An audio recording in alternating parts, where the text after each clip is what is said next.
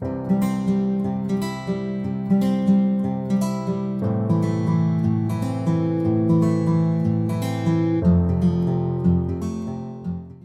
assemblée, on va débuter notre nouvelle thématique, et cette thématique s'appelle « Il nous relève ». Je pense que vous l'aviez deviné depuis 60 minutes. Notre nouvelle thématique s'appelle « Il nous relève », qui sous-entend que Dieu nous relève. Dieu nous relève, Dieu nous restaure, Dieu nous guérit, Dieu nous parle, Dieu nous répond, Dieu nous réhabilite, Dieu nous pardonne, Dieu nous console. Dieu est en action et Dieu veut intervenir pour nous dans notre vie maintenant. Pas seulement dans un an, dans 10 ans ou dans 20 ans, mais maintenant, Dieu voudrait faire quelque chose pour nous. Ou plutôt, permettez-moi de corriger, théologiquement, c'est pas très exact. Parce que on est des bons théologiens, nous tous, et on est capable de dire que tantôt Dieu répond immédiatement, et tantôt Dieu pourrait tarder. Peut-être que Dieu va répondre plus tard, peut-être que Dieu va vraiment tarder, même de plusieurs années, voire de plusieurs décennies, la réponse. Alors, on ne peut pas dire que Dieu répond uniquement maintenant, mais Dieu répond aussi quelquefois bien plus tard. Et donc, avec cet état d'esprit, bons théologiens que nous sommes, lorsque nous entrons dans la prière, on a un besoin, X ou Y, et on commence à prier pour ça, et on dit, mais on s'arrête dans notre prière et on demande peut-être que ce n'est pas la volonté de Dieu. Donc finalement, je recule dans la prière. Et peut-être que c'est la volonté de Dieu, donc je dois proclamer les promesses de Dieu.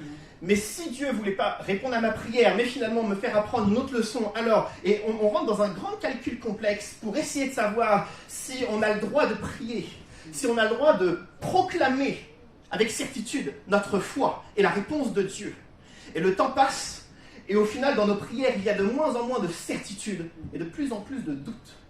Et on n'ose pas prier en proclamant la victoire de Dieu. On n'ose plus non plus prier avec foi, parce que quelquefois Dieu n'a pas répondu à nos prières comme on attendait.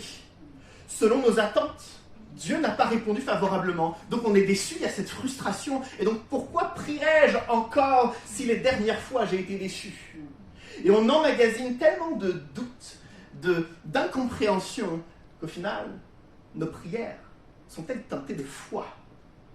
Nos prières déclenchent-elles l'intervention de Dieu? Voyons-nous immédiatement, maintenant, les réponses de Dieu?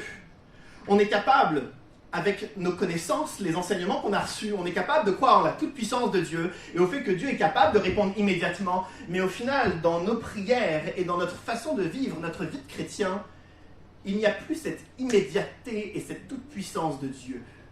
Alors on va entrer dans cette thématique. Et on va croire, durant toute la thématique, à chaque fin de réunion, à chaque fin de prédication, il y aura un appel à la prière, où tous ceux et toutes celles qui ont la foi vont pouvoir s'avancer. Et on priera avec vous de toutes nos forces, de tout notre cœur, parce qu'on croit en la réponse de Dieu.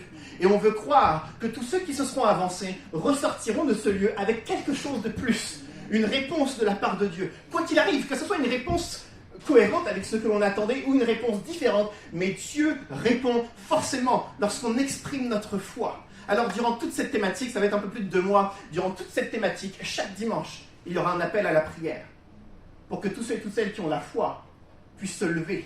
Manifestant leur foi, on priera avec vous parce qu'on veut croire que Dieu nous relève. On veut croire que Dieu nous restaure maintenant. Jésus a commencé à relever des hommes et des femmes qui s'approchaient de lui, qui avaient faim et soif de le découvrir. Et alors Jésus a commencé à enseigner, a commencé à intervenir, il a fait des miracles, il a enseigné, il a discouru, il a eu une attitude particulière. Et j'aimerais lire un passage tout particulier où un homme avait besoin de le rencontrer, un paralysé avait besoin de le rencontrer, et il a pu s'approcher de Jésus avec foi. On va lire ensemble Marc chapitre 2, on va lire les premiers versets, voici ce que le texte nous dit. Quelques jours après, Jésus revint à Capernaum. On apprit qu'il était à la maison, et un si grand nombre de personnes se rassemblèrent qu'il n'y avait plus de place, pas même devant la porte. Il leur annonçait la parole. On vint lui amener un paralysé porté par 4 hommes. Et on s'arrête là pour le moment. C'est l'époque où Jésus va de village en village, de ville en ville. Il prêche la bonne nouvelle, il enseigne, il guérit, il transforme, il délivre, il intervient vers ceux et celles qui s'approchent de lui.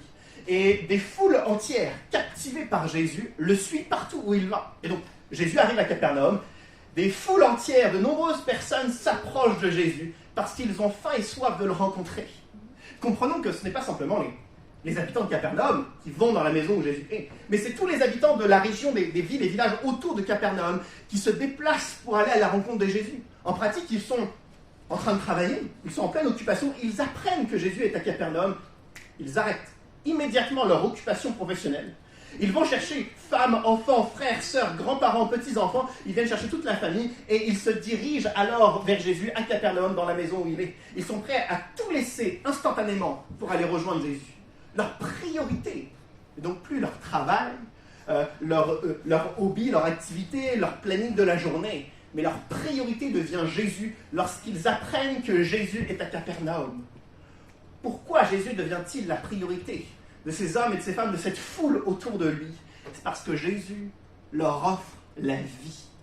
Il ne leur offre pas un salaire comme un travail, il ne leur offre pas un statut social, des réponses de spécialistes ou d'experts ici-bas, mais il leur offre une vie qui surpasse tout ce qu'ils peuvent vivre aujourd'hui. Alors ils sont prêts à tout arrêter, tout abandonner pour courir vers Jésus à Capernaum.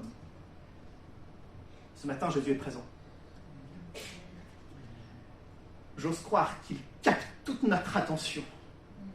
Parce que du début où on est entré dans l'église, on a salué, on a eu des contacts fraternels, on est rentré dans ce moment de louange, on a prié, on a adoré. Là maintenant, on ouvre sa parole, on va continuer à la fin de la prédication par un moment de prière, on va à nouveau avoir des contacts fraternels. J'ose croire que toute notre attention est tournée vers Jésus. J'ose croire que l'on comprend que puisqu'il est ici, il peut nous offrir la vie. Je ne pense pas à ma semaine de travail. Je ne pense pas à la minuterie que j'ai mis au four pour cuire ce midi. Je ne pense pas à des problématiques diverses et variées, mais je pense à Jésus-Christ parce qu'il va m'offrir maintenant quelque chose qui surpasse mon quotidien.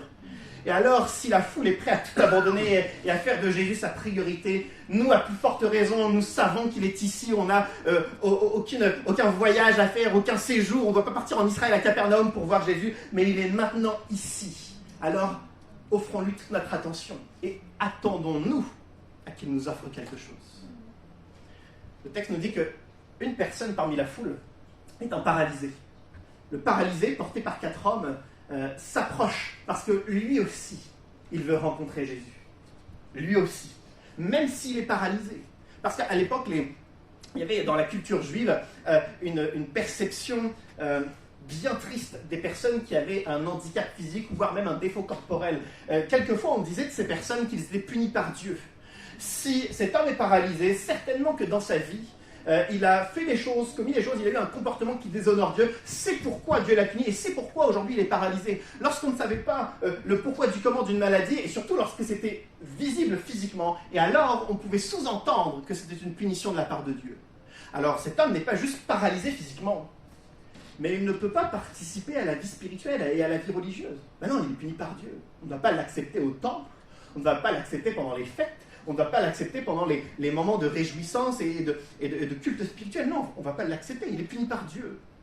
Et plus encore, puisque tout le monde sait que le paralysé est puni par Dieu, on ne va pas l'accepter dans notre cercle social. Même la famille, certaines familles préféreraient peut-être le laisser en dehors de la sphère familiale pour pouvoir plaire aux autorités juives. Et alors, il n'est pas simplement paralysé physiquement, mais il est privé de vie sociale, privé de vie familiale, privé de vie spirituelle, privé de vie professionnelle. Cet homme, toute sa vie, est paralysé depuis le jour où il est devenu paralysé physiquement. Il s'approche de Jésus parce qu'il a tous ses besoins. Et nous sommes également des hommes et des femmes avec des paralysies en nous, sur nous. Et nous avons l'occasion, comme ce paralysé, de nous approcher de Jésus parce qu'il peut répondre à ce besoin. Et certains d'entre nous, on n'est pas là ce matin pour un club spirituel pour venir de 10h à midi, mais on est dans l'église et on croit que puisque Dieu est présent, on peut venir avec honnêteté, face à face avec Dieu, et avouer à Dieu les paralysies qui sont au fond de notre vie. Ou peut-être que certains choix passés, certaines erreurs passées sont là et nous pèsent. Et peu importe les tentatives pour nous de poursuivre, de cheminer, d'avancer dans la vie, il y a toujours ces choix passés, ces erreurs passées qui sont là et qui nous tirent plus bas que seuls. Et ça paralyse notre vie. certains, c'est un problème de santé, comme cet homme paralysé. Le problème de santé qui nous empêche d'aller plus loin, qui nous empêche de poursuivre, qui nous empêche d'avoir la vie que l'on espérait. Certains d'entre nous, un drame est arrivé, un événement est arrivé. Et depuis lors, la tristesse, la frustration a pris toute sa place et on est comme paralysé parce qu'on n'arrive plus à respirer, on n'arrive plus à prendre cette bouffée d'air frais. Certains, le contexte familial est tellement usant, tellement fatigant, le rythme de vie entre la carrière, la famille et tous les défis autour qui nous usent. Et on est gangréné par un quotidien qui n'arrive pas à nous satisfaire. Et face à toutes ces paralysies, on est comme cet homme qui tente de s'approcher de Jésus. La bonne nouvelle, c'est que cet homme a bel et bien raison de s'approcher de Jésus. Parce qu'il n'y a aucun médecin, il n'y a aucun expert, aucun psychiatre, psychologue, ami ou membre de sa famille qui peut aider ce paralysé dans tous les besoins qu'il a. Et il n'y a peut-être aucun expert autour de nous qui est capable de répondre aux paralysies qui sont au fond de nous, si ce n'est Jésus-Christ. Il est le seul infiniment efficace. Il est le seul qui est pleinement pertinent pour pouvoir transformer notre vie. Pour qu'on puisse ensemble comprendre que c'est différent, parce que la différence entre toutes les pratiques, philosophies à droite et à gauche et la foi, c'est que nous avons un Dieu qui est pleinement efficace et qui est capable de transformer l'impossible en possible. Et on est capable de s'approcher de lui, paralysé, et de ressortir totalement différent. Alors approchons-nous avec honnêteté, avec les paralysies, et recherchons auprès de Dieu ce matin à être relevés. Alors, on va découvrir ensemble comment le paralysé s'approche de Jésus. Le texte se poursuit. Comme ils ne pouvaient pas l'aborder à cause de la foule, ils découvrirent le toit au-dessus de l'endroit où il se tenait et descendirent par cette ouverture le brancard sur lequel le paralysé était couché. Voyant leur foi, Jésus dit au paralysé, « Mon enfant, tes péchés te sont pardonnés. » Le paralysé, porté par les 4 hommes, tente de s'approcher de Jésus. On apprend que Jésus est par là-bas dans cette maison, mais le texte nous dit qu'ils ne peuvent pas l'aborder parce qu'il y a la foule. La foule les empêche d'aller plus loin. C'est étonnant que ce soit la foule. Je fais une petite parenthèse.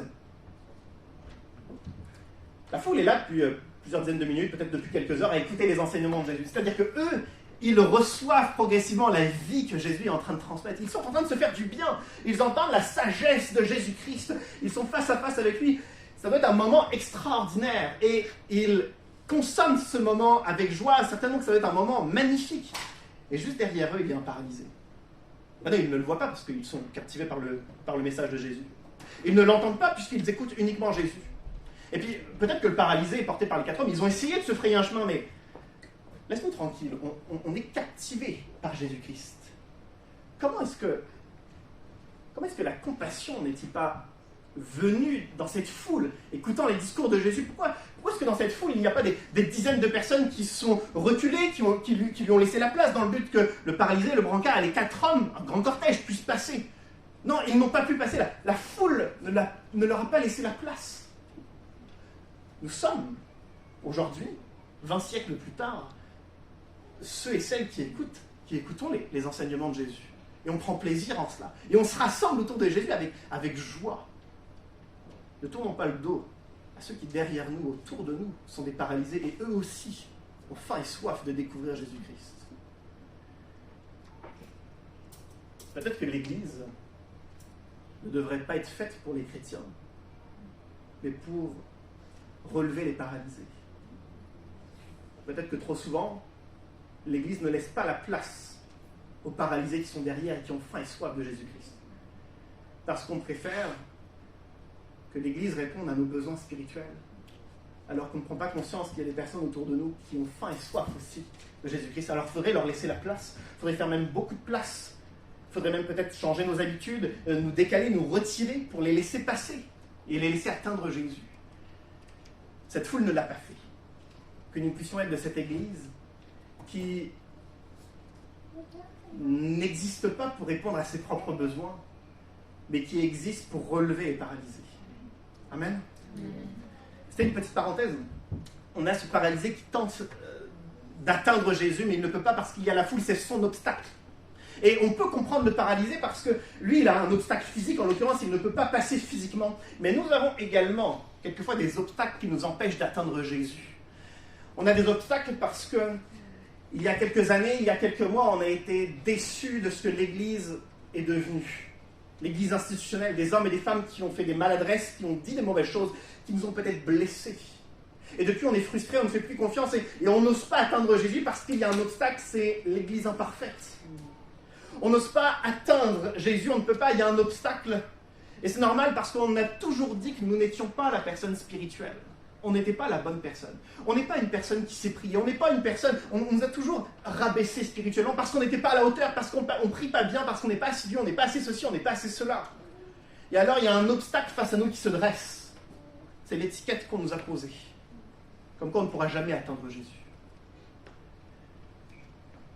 Mais je crois que le paralysé et les 4 porteurs, voyant l'obstacle qui était face à eux, ils ne se sont pas arrêtés à cet obstacle. Parce qu'ils savaient que derrière cet obstacle, il n'y avait pas une solution médiocre, il y avait Jésus-Christ qui était capable de changer leur vie. Alors même s'il y a un obstacle, ils ne voyaient pas l'obstacle, ils voyaient Jésus-Christ derrière l'obstacle. Et alors ils ont décidé d'aller au-delà de l'obstacle, de le surpasser, de trouver, quoi qu'il arrive, le moyen, les forces, la stratégie nécessaire pour surpasser cet obstacle dans le but d'atteindre Jésus-Christ. C'est la foi qui commence à naître de la part du paralysé et des porteurs. Et le texte nous dit qu'ils vont monter sur le toit, qu'ils vont commencer à défaire, à déchirer, à détruire le toit. Ils vont faire passer le brancard et le paralysé par le toit pour atteindre Jésus.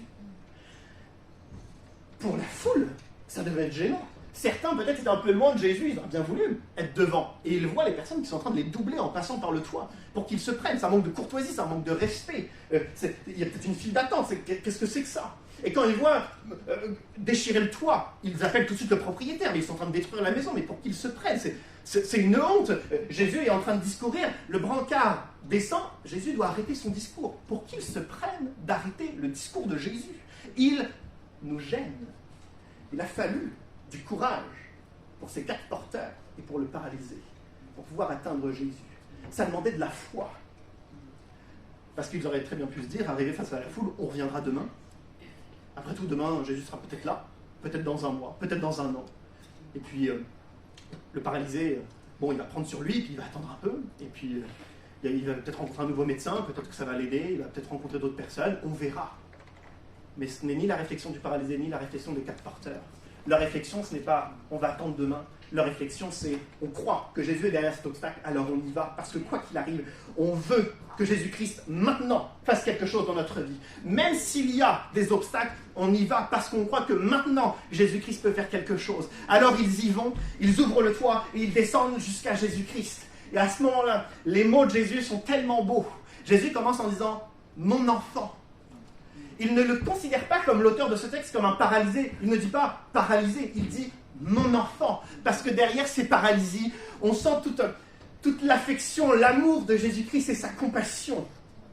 Peu importe les paralysies que nous avons, peut-être que nos paralysies gênent et dégoûtent certaines personnes parce qu'on n'est pas socialement acceptable. Au regard de Christ, nous sommes son enfant. Et il nous aime. Les mots qui suivent Jésus sont « tes péchés te sont pardonnés ». Avec toute l'affection et l'amour de Jésus, Jésus est en train de lui offrir le plus beau cadeau. Tes péchés te sont pardonnés.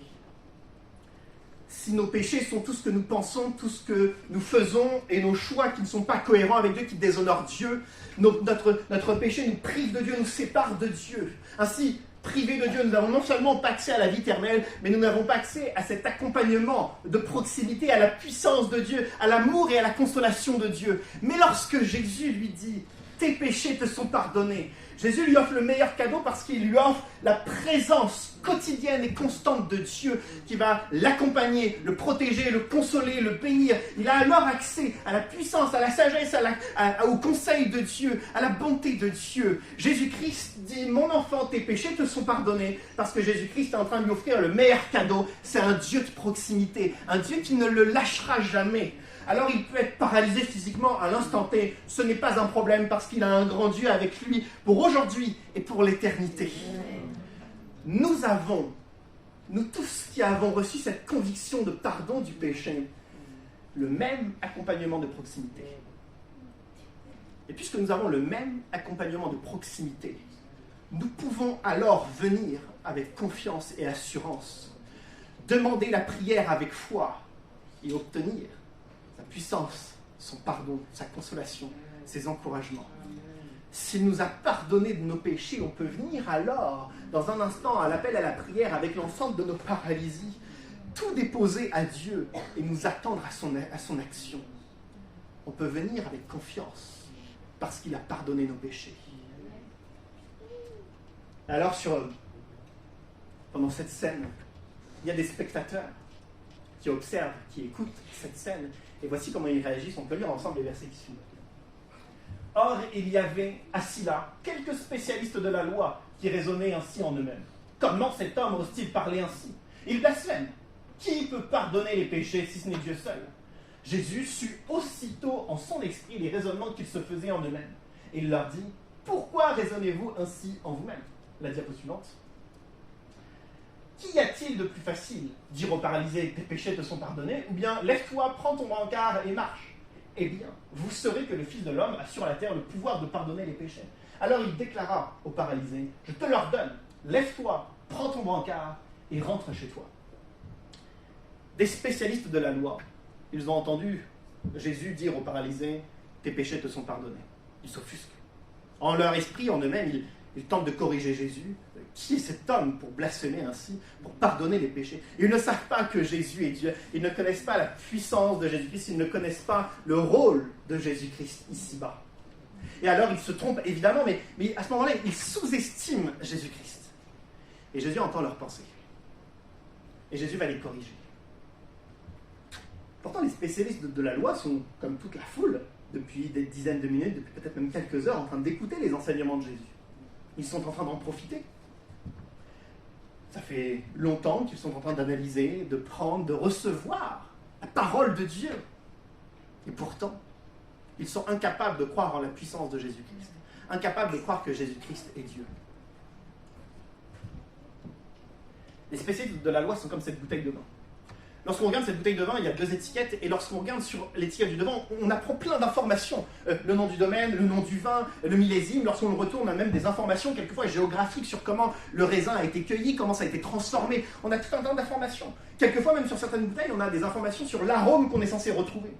Il y a même certains spécialistes, si je vous dis le nom de la bouteille, vous êtes capable de dire le goût que ça va avoir, la sucrosité, l'arôme, peut-être quelques épices qu'on va réussir à ressentir sur certains vins, c'est tout particulier. Certains experts sont capables de dire avec quel aliment on va pouvoir le mettre, quel accompagnement. Certains même savent à quelle époque on est censé le boire. Il y a des spécialistes qui savent tout. Mais c'est vide. C'est totalement vide. Les spécialistes de la loi sont comme cette bouteille. Il y a un maximum d'informations, mais il n'y a aucun contenu.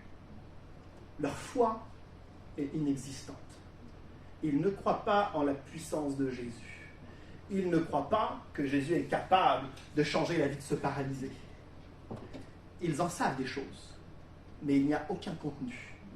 Il n'y a aucune foi. Il n'y a rien. Que Dieu nous préserve de ne pas être un spécialiste de la loi. On en sait des choses. Ça fait des mois, des années, des décennies peut-être. On va à l'église. On a entendu les prédications.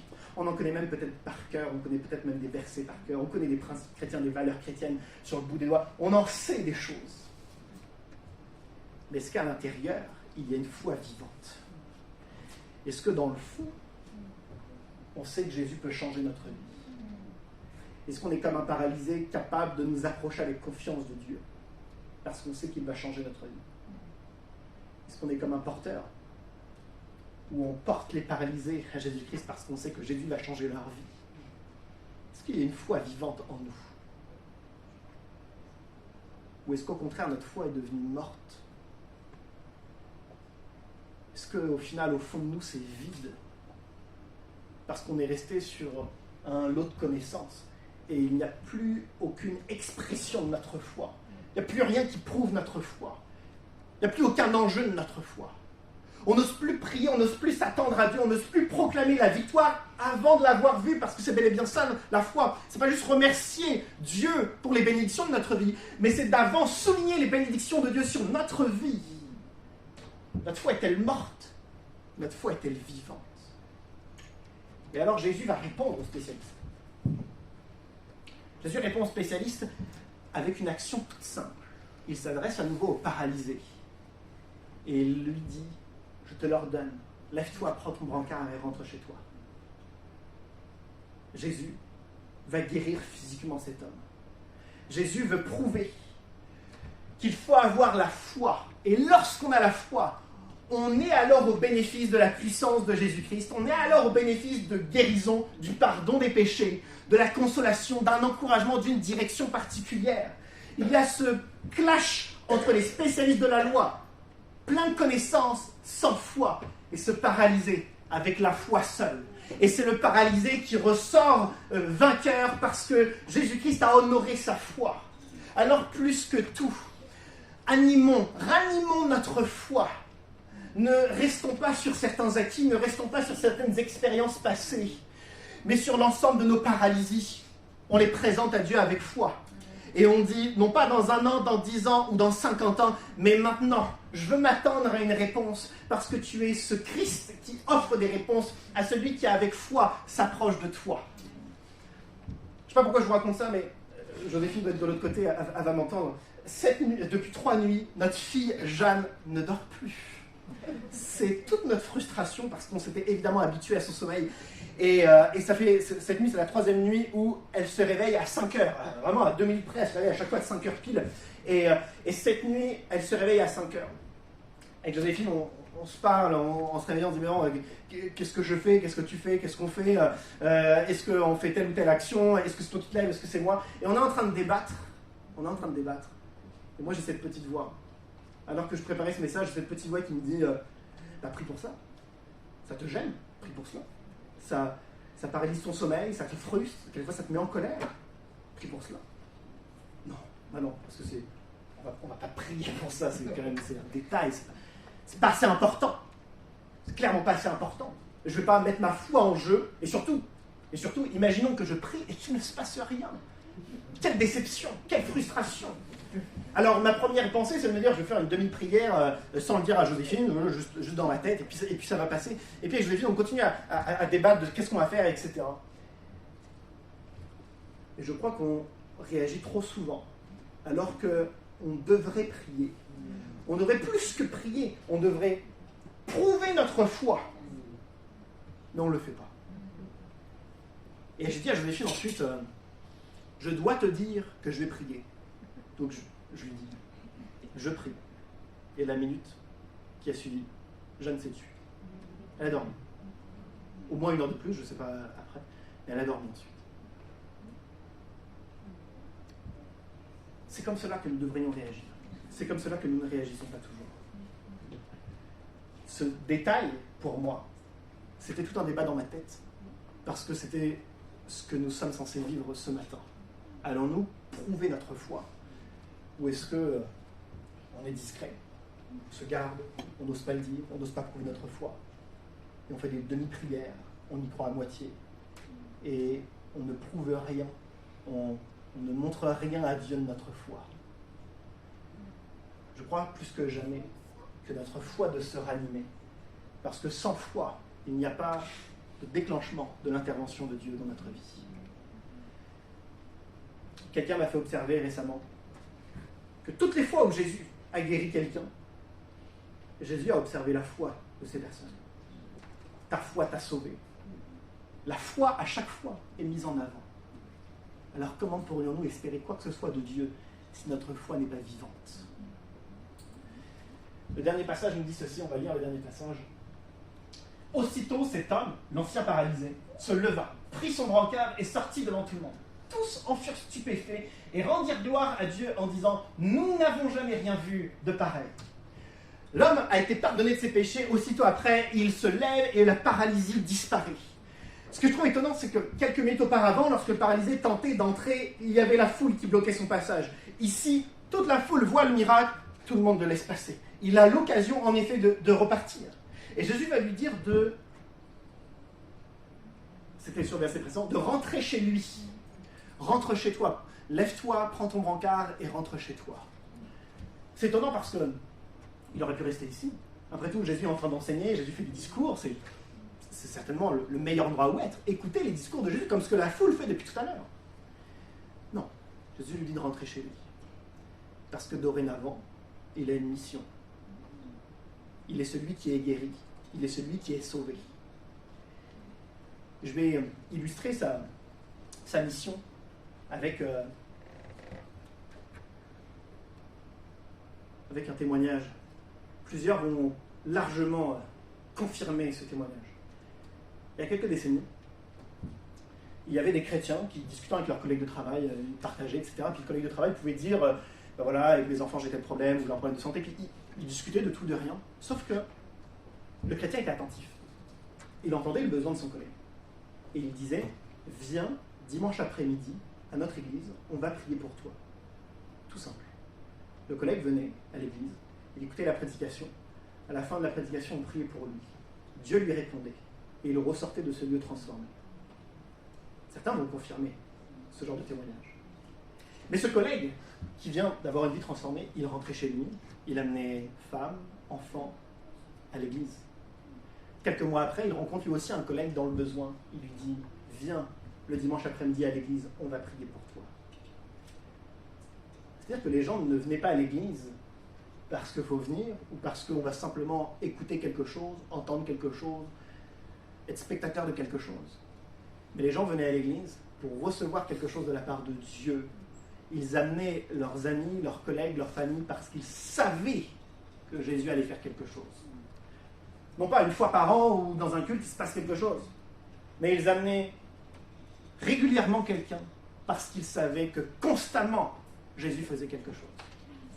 Jésus lui donne pour mission de rentrer chez lui parce que chez lui, il va parler à sa famille, à ses amis, à ses voisins, à ceux qui le voyaient auparavant paralysé.